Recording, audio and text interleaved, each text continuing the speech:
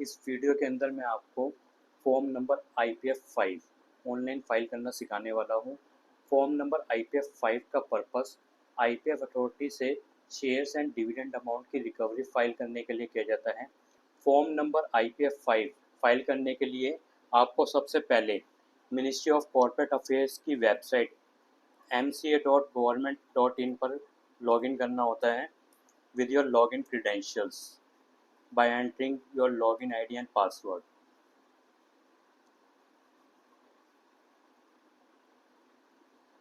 अगर आप first time MCA पर विजिट कर रहे हो तो आप न्यू यूज़र रजिस्टर्ड कर भी अपनी लॉगिन अकाउंट बना सकते हो with your email ID and phone number. जब आप सक्सेसफुली लॉगिन कर लेते हो MCA पोर्टल पर तो नेक्स्ट आपको MCA सर्विसेज टैब पर जाकर जो ड्रॉप डाउन लिस्ट ओपन होगी उसमें से IPF रिलेटेड सर्विसेज को सिलेक्ट करना है। इसके बाद आपको IPF5 web form claiming unpaid amount and shares को सिलेक्ट करना है। जब आप IPF5 वेब फॉर्म को सिलेक्ट करते हो तो फॉर्म नंबर IPF5 ओपन हो जाता है। इस फॉर्म में आपको जो भी कंप्लीट डिटेल्स फिल करनी है डिविडेंड अमाउंट और शेयर्स रिकवरी के लिए IPF अथॉरिटी से उसको वन बाय वन डिटेल में समझते हैं। पॉइंट नंबर 1 है entitlement letter issued by the company या बैंक। अगर आपको कंपनी ने इंटाइटलमेंट लेटर इशू करा है फॉर फाइलिंग IPF5 तो आप येस पर क्लिक कर सकते हो, अदरवाइज सेलेक्ट नो।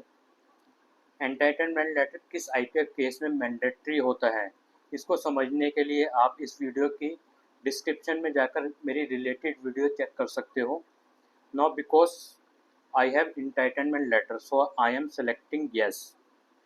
जब आप येस पर क्लिक करते हो तो ये आपको इंटाइटलमेंट लेटर की स्कैन कॉपी अपलोड करने के लिए बोलता है, जिसको आप चूज़ बटन पर क्लिक कर अपलोड कर सकते हो।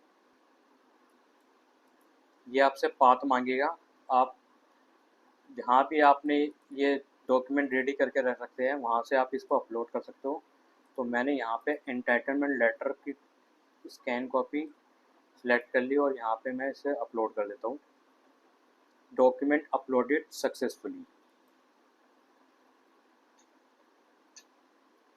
पॉइंट नंबर 2 में it is asking claim is filed by self और ऑथराइज्ड रिप्रेजेंटेटिव।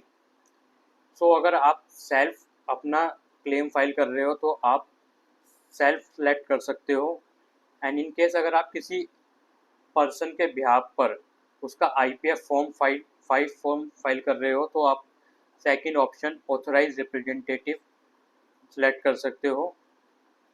और सेम यहाँ भी आपको ये अथॉरिटी लेटर की स्कैन कॉपी अपलोड करने के लिए बोलता है। Now because I am filing for myself so I am selecting self here. Point number 3 में ये आपको कैटेगरी ऑफ एप्लीकेंट बताने के लिए बोल रहा है, whether you are filing IPF5 form for individual और entity. Because I am filing for myself so I am selecting individual here. Now after selecting individual, अब ये नेक्स्ट आपको इंडिविजुअल की डिटेल्स यानी क्लेमेंट की बेसिक डिटेल फिल करने के लिए बोल रहा है फॉर्म IPF5 में। पॉइंट B, C, D में ये आपको क्लेमेंट का first name, middle name and last name fill करने के लिए बोल रहा है। Now point number E, F, G में ये क्लेमेंट का फादर का फर्स्ट नेम, मिडल नेम और लास्ट नेम एंटर करने के लिए बोल रहा है। नाउ पॉइंट नंबर H में आपको क्लेमेंट का डेट ऑफ बर्थ फिल करनी है।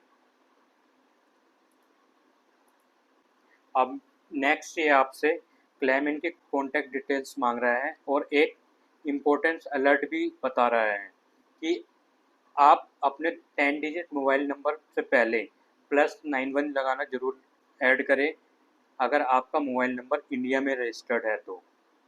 पॉइंट नंबर M में ये आपसे क्लेमेंट की एड्रेस डिटेल्स फिल करने के लिए बोल रहा है। You can write complete address in address line number box 1 and address line number box 2.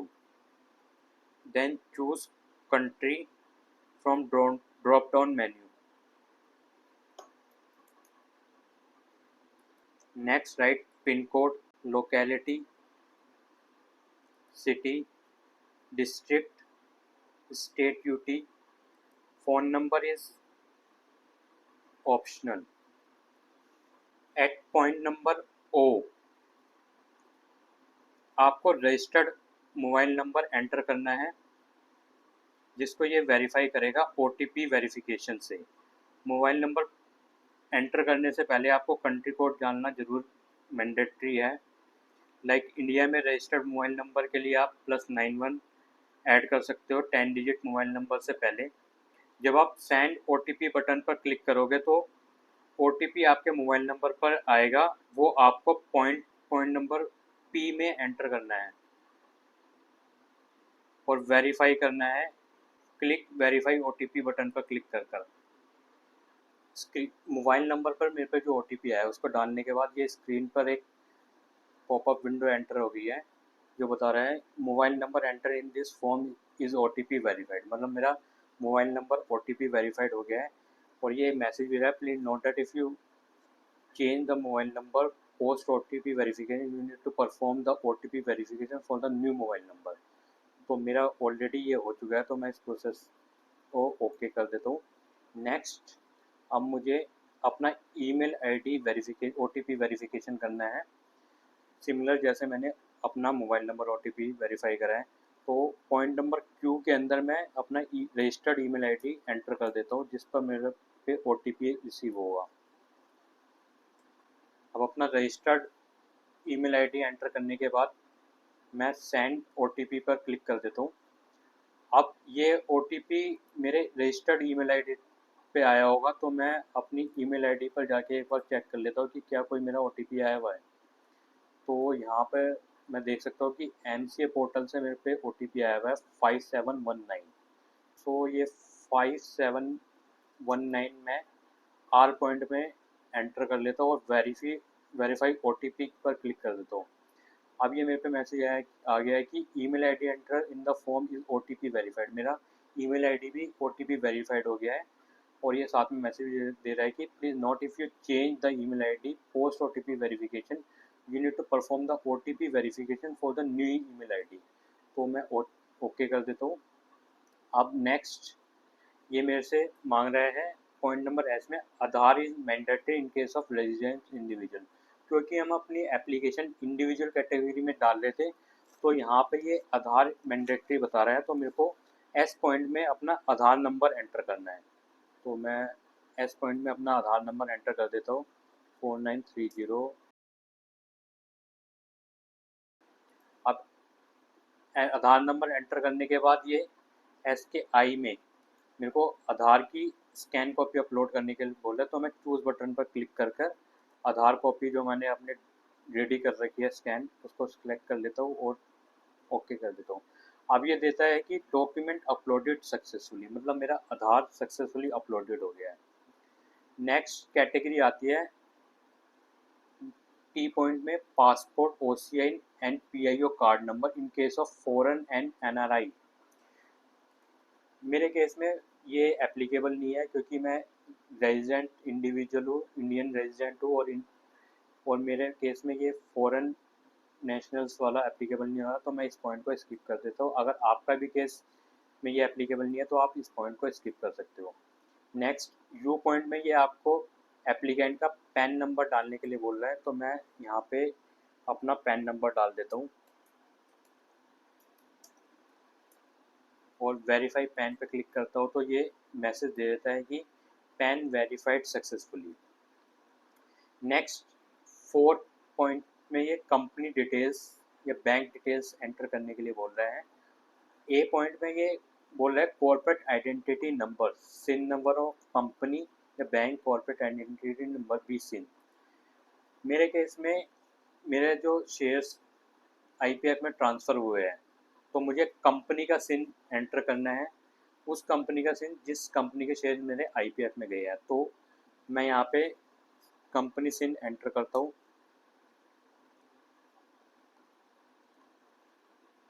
MH1939 PLC 00289। Company sin enter करने के बाद आप देख सकते हैं कि ये कंपनी का नेम और address and email ID automatically fetch कर लेता है। अब 5A में ये बात कर रहा है, is it a case of covered under rule 7(8) and 7(9) of IPF rule 2016। Rule 7(8) and 7(9) of IPF rule 2016 basically उस कैटेगरी के लिए है जब आप एज अ लीगल हायर या सक्सेसर IPF क्लेम फाइल कर रहे हो। तो मेरे केस में ये एप्लीकेबल नहीं है क्योंकि मैं अपना क्लेम खुद सेल्फ फाइल कर रहा हूँ, तो मैं यहाँ पे नो पे क्लिक कर देता हूँ। अगर आपका केस लीगल है और सक्सेसर का है या ट्रांसमिशन का है तो आपको येस पे क्लिक करना होगा और ये सारी डिटेल्स फिल करनी होगी कि relationship with the Clement, death certificate of the Clement और जो भी बेनिफिशियरी वगैरह आपने अपॉइंट करे वो सब चीज़ें। बिकॉज मेरे केस में ये एप्लीकेबल नहीं है तो मैं इसको नो पे क्लिक कर देता हूँ। नेक्स्ट ये डिटेल्स ऑफ शेयर्स क्लेम की बात कर रहे हैं। 6 पॉइंट में कह रहे हैं type of claim, shares, amount या फिर अमाउंट एंड शेयर्स। मैं अमाउंट एंड शेयर्स पर क्लिक कर रहा हूँ क्योंकि मेरे को अमाउंट और एंड शेयर्स दोनों क्लेम करने हैं IPF से। अब 7 पॉइंट में ये डिटेल्स ऑफ शेयर्स क्लेम की बात कर रहे हैं और ये एक मैसेज भी दे रहा है, more than one folio for one company bank can be added. अगर आप सिमिलर कंपनी के 2 या 2 से ज़्यादा फोलियो के लिए केस फाइल कर रहे हो तो आप यहाँ पे एंटर कर सकते हो।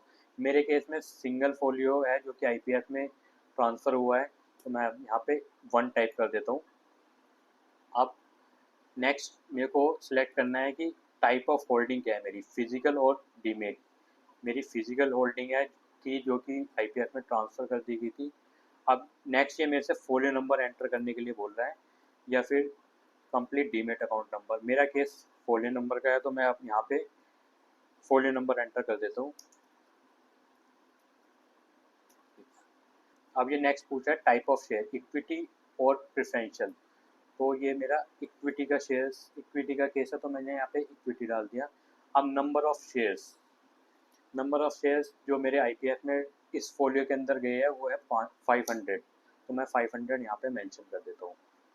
अब 8 नंबर पॉइंट में डिटेल्स ऑफ अमाउंट क्लेम की बात कर रहे हैं, तो मेरे 3 फाइनेंशियल ईयर से डिविडेंड है जो कि पेंडिंग है, तो 3 नंबर ऑफ क्लेम्स मैं डाल देता हूँ। 3 नंबर डालने के बाद ये इनने 3 लाइंस बना दी है जिसमें मुझे अमाउंट और फाइनेंशियल ईयर्स किस फाइनेंशियल ईयर्स का वो पेंडिंग है वो सारी डिटेल डालनी है। तो type of claim unpaid dividend, application money due for refund, तो मेरे केस में ये अनपेड डिविडेंड है तीनों पॉइंट में, तो मैं तीनों में अनपेड डिविडेंड डाल देता हूँ। टाइप ऑफ होल्डिंग फिजिकल और डीमेट, मेरी फिजिकल होल्डिंग थी तो मैं फिजिकल सेलेक्ट कर लेता हूँ। नेक्स्ट ये मांग रहा है folio number from which transfer has been made. मेरा सेम सिंगल फोलियो में सारे डिविडेंड मेरे को क्लेम करने हैं तो मैं यहाँ पे फोलियो नंबर डाल देता हूँ 6001652 6001652। Next amount of the claim, मेरे को तीनों फाइनेंशियल ईयर में 75, 75 और 75 अमाउंट मिला है जो कि मुझे क्लेम करना है IPF से, तो मैंने वे तीनों में IPF 75, 75 एंड 75 एंटर कर लिया है। अब ये पूछ रहा है कि financial year to which claim relate. अब मेरे लास्ट 3 ईयर्स का पेंडिंग है 2023-24 और 2024-25 एंड 2025-26। अब नेक्स्ट ये मेरे को बोल रहा है रीज़न फॉर नॉन रिसिप्ट या non encashment of the instrument of payment. तो यहाँ पे अगर आपको इन ऑप्शंस में से रीज़न पता है कि जो जिस वजह से आपका डिविडेंड आपके अकाउंट में ट्रांसफ़र नहीं हुआ तो आप इनमें से सिलेक्ट कर सकते हो। बिकॉज मेरे को रीज़न नहीं पता तो मैं अदर्स पर क्लिक कर लेता हूँ।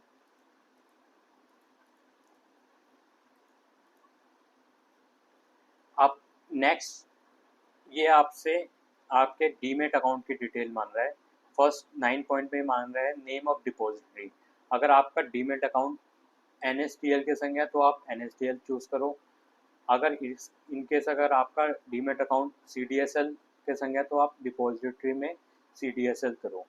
मेरे केस में मेरा डीमेट अकाउंट CDSL में, तो मैंने यहाँ पे CDSL क्लिक कर दिया।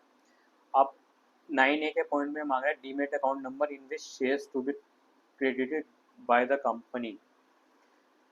तो मेरे को यहाँ पे 9A में अपना डीमेट अकाउंट नंबर एंटर करना है जिसमें मेरे शेयर्स ट्रांसफ़र कर दिए जाएंगे। तो मैं अपना डीमेट अकाउंट नंबर यहाँ पे एंटर कर रहा हूँ 120191010। अब मैं वैलिडेट करता हूँ तो मेरा यहाँ पे इन्होंने डीमेट अकाउंट नंबर वैलिडेट कर दिया। अब आप देख सकते हैं जैसे ही मैंने अपना डीमेट अकाउंट नंबर डाला तो पॉइंट वी में इन्हें बैंक डिटेल ऑटोमेटिकली फैच कर ली। मेरा बैंक अकाउंट नंबर यहाँ पे आ गया है। यहाँ पे मैं बैंक नेम में अपना बैंक नेम डाल देता हूँ HDFC bank limited. IFSC code इनने खुद लिखा उठा लिया और माइक्रो कोड इनने खुद उठा लिया। नेक्स्ट मैं अपनी सेव कर लेता हूँ एप्लीकेशन को, डाटा सेव सक्सेसफुली। अब मैं नेक्स्ट पेज पे चले जाते हैं हम। नेक्स्ट में ये इम्पोर्टेंट अटैचमेंट अपलोड करने के लिए बोल रहा है। ए पॉइंट में ये मांग रहे हैं क्लाइंट मास्टर लिस्ट और of demat account of the client या transaction statement of demat account holding. आपके केस में जो भी एप्लीकेबल हो आप यहाँ पे सेलेक्ट कर सकते हो। मेरे केस में मेरे को क्लाइंट मास्टर लिस्ट की कॉपी अटैच करनी है, तो मैं यहाँ पे चूज़ फाइल बटन पर क्लिक करके क्लाइंट मास्टर लिस्ट जो मैंने स्कैन कॉपी सेव कर रखी है उसको मैं सिलेक्ट कर लेता हूँ और अपलोड कर देता हूँ। डॉक्यूमेंट अपलोड सक्सेसफुली, ये मैसेज आ गया मेरे को। अब बी पॉइंट में ये मांग रहा है security certificate such as bond debenture fix deposit receive certificate of shares. क्योंकि मेरा शेयर्स का केस है तो मेरे को यहाँ पे शेयर सर्टिफिकेट लगाना है। अगर ये आप का शेयर सर्टिफिकेट लॉस का केस है तो आप इंटाइटलमेंट लेटर की कॉपी लगा सकते हो। तो मेरे पास ओरिजिनल शेयर सर्टिफिकेट नहीं है तो मेरे को कंपनी ने इंटाइटलमेंट लेटर इशू करा था, वो मैं यहाँ पे अपलोड कर देता हूँ। Document upload successfully. अब ओके करने के बाद सी में ये मेरे से बैंक चेक डिटेल मांग रहा है। यहाँ पे इम्पोर्टेंट नोट करने वाली बात ये है कि आपको आपके जो डीमेट अकाउंट में आपका बैंक अकाउंट रजिस्टर्ड है तो आपको अपने उसी बैंक की कैंसिल चेक की कॉपी अपलोड करनी है जो आपके डीमेट अकाउंट में रजिस्टर्ड है। तो मैंने डॉक्यूमेंट के पाथ पर जाकर अपने ये कैंसिल चेक की कॉपी अपलोड कर दी। Document upload successfully. अब optional attachment if any, D point में ये मांग रहा है अगर आपका कोई शेयर सर्टिफिकेट लॉस का केस है तो आप डुप्लीकेट इशू की फॉर्मेलिटीज़ जैसे कि आपकी FIR वगैरह ये इंपॉर्टेंट होती है तो आप वो सिलेक्ट कर सकते हो। मेरे केस में ये एप्लीकेबल नहीं है तो मैं इसे स्किप कर देता हूँ।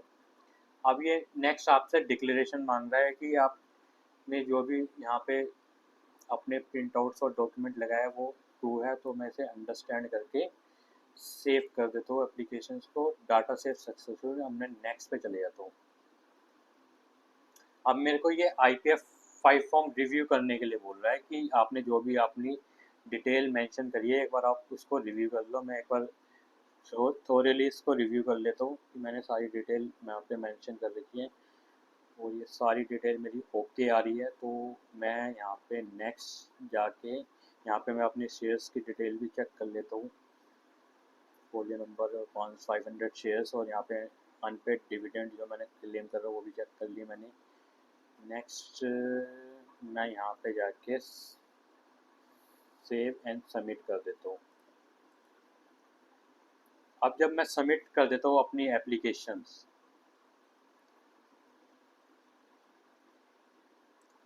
Your request for form IPF 5 has been submitted against SRN this.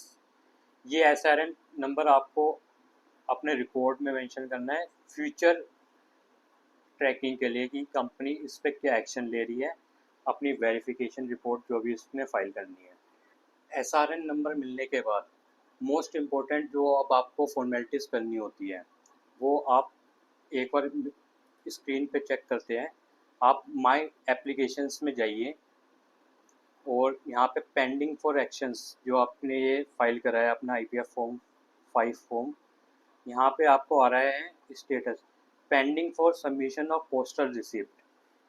ये यहाँ पर आपको जब भी आप अपना डॉक्यूमेंट रेडी करके आप कंपनी के नोडल ऑफिसर को भेजोगे, IPF 5 की स्कैन कॉपी पूरी, self attested client master list, cancel cheque, Aadhaar card, pan card, KYC document of climate, ये सब आप जब कोरियर करोगे नोडल ऑफिसर्स को, तो आपको एक पोस्टल रिसिप्ट जो भी आप जिस कोरियर से कर रहे हो तो उसकी पोस्टल रिसिप्ट यहाँ पे अपलोड करनी होती है। ये करने के बाद आपका प्रोसेस कंप्लीट हो जाता है। अगर आपको ये वीडियो अच्छी लगी तो इस वीडियो को लाइक और शेयर ज़रूर कर दीजिए, और अगर आपने मेरे चैनल को अभी तक सब्सक्राइब नहीं करा है तो प्लीज़ मेरे चैनल को सब्सक्राइब कर लीजिए, जिससे कि आपको न्यू वीडियो के नोटिफिकेशंस मिलते रहे। Thank you, thanks for watching.